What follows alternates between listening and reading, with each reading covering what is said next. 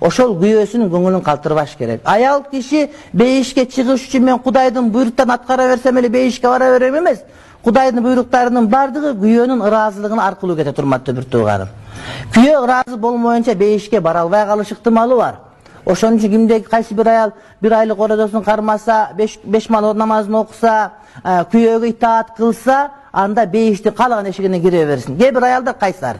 Күйөөнү тоготкусу келбейт, күйөөгө баш бергиси келбейт, күйөө чыкырса келбейт. Күйөө жөн эле чыкырса деле жанына келиш керек. Айтат, эгерде аял киши тандырда нан жаап аткан болсо, чыкырса нанын калтырып кетип, нан күйүп кете берсин дейт. Ысырап го. Кээ бир эшик шыпырып аткан болот, күйөө чыкырса, эшик шыпырып атып элем деп келбей коюшу мүмкүн да. Эшик эмне, кайра шыпыра берет анан эмне? Тоокко жем берип атат, чыкырса келбей коет. Тоокко жем берип атат, уй саап аттым элем. Сай берет, нан күйүп кетсе кел деп атат пайгамбар сени. А сен болсо жөндөн келбейсиң. Ошондон ызы чуу башталат. А бешер жөн эле бир неке сурайт, деп кайра кетесиң.